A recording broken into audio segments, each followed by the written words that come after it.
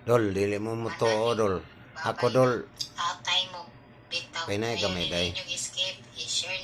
Pinay na gamay, day. Di mo mo to, dol. Ako, dol.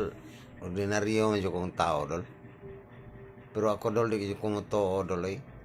Atong presidente mo, eh. May nagpasinugdaan ni binuang, dol.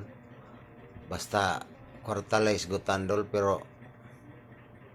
katong mga pangitabo nga si Duterte dol nga gikuha din sa toa dol gida sa dahig dol mutuo ko nga si naay apil ang presidente sa nya kani kong kwarta dol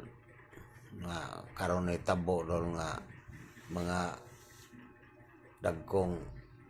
politiko dol ang na-involve dol basta ning naa sa DPWH dol. Ti anda mo dol ako di kumuto nga naay apil ang presidente ani dol. Kaning presidente dol nasubraan ni kamayo. Unya kaning iyang mga leader nga gipanguha dol. Kaning naa karon sa DPWH, kaning naa sa Kongreso dol, ana kaila mo anang iyang igagaw dol eh. Kanang iyang igagaw dol nagtuo man lang gina siya nga kanang iyang igagaw nga mao atong presidente ron dol madara gina niya gyud linggo-linggo ron kay og imong yung obserbaran dol kanang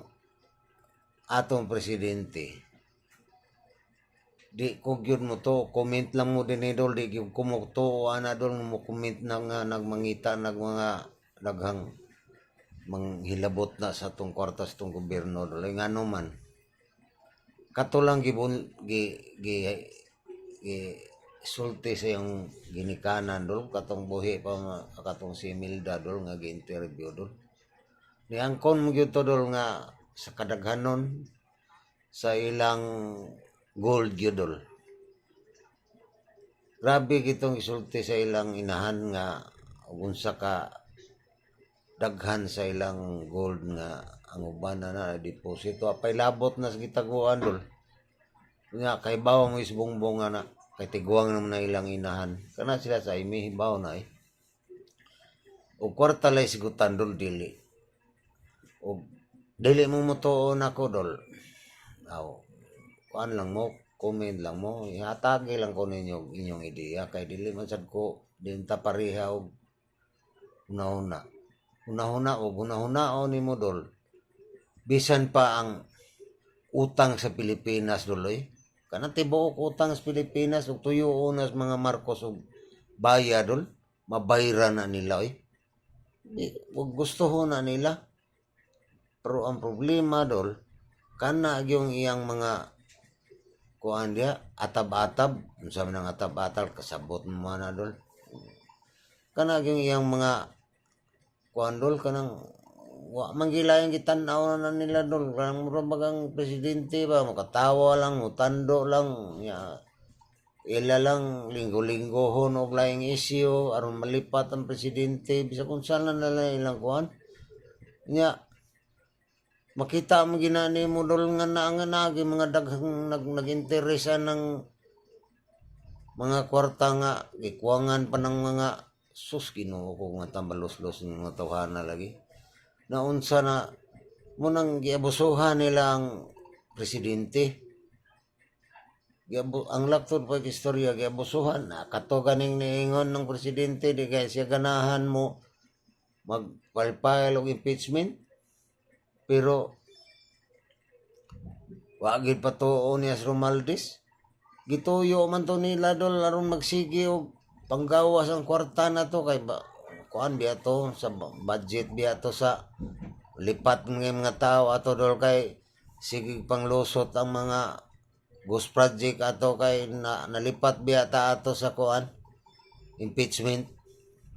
ning trabaho sa maayo si ang kanang na mga involved karon kay naaman nalingaw man sige sara-sara ang impeach mao to ilang sekreto ato nga sige sila kuan aron walay na ang mga tao na atensyon sa kuan unya karon dol na may daghan na expose na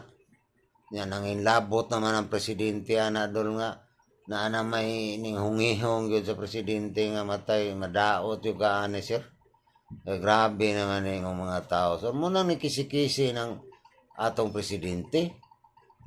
Kay og ikaw dol, og apil ka ana dol ang presidente. Dili na magpasinugda nag pa-imbestigar ana uy aron mo labong lang ang istorya. Nya mao manay ning tan-aw gyud sa mga ghost project dito ang presidente gihaguan man gana niya pangita niya naaman siya mga lista dito nga wa gyud niya ug ikay apil pa ka mindset na lang duloy dili na lang na nimo dito bisitaon dili ingon na lang kay pa-investigar gitumbok naman na sa to presidente dol nga kani ito wa gyud naagi daghang ghost project gyud ipa-investigar ko gini mo na problema dol. Ang ubang tao pasultion, ako kunay na pero sa ako nagingon dol, kuan lang mo diha, wa ako di na paglaban ako as presidente pero kay naman sana siya gibuhat, suko man sa atong gibinuangan tong ang atong presidente sa una nga wala pa lang po tong iyang mga advisor po niya diha mga iyang mga bata-bata diha mga ano ay nag-lead po atong mauna ato nang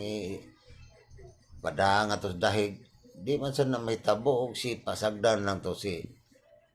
kuan og pasagdan lang ang presidente sa iya kaugalingong desisyon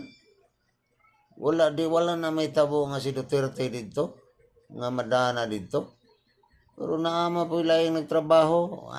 usa rin nagtrabaho ana duloy aron dili niya masakpan nilang tinunto dol nang malingaw lang kita kuan ba isyo ni Duterte gidas dahig si Sara nga ipa-impeach pero sige pagawa sa kwarta dol labi na gid atong eleksyon dol mauna dol ug naamoy kakawan nga unsa ni akong gisulti ninyo dol basta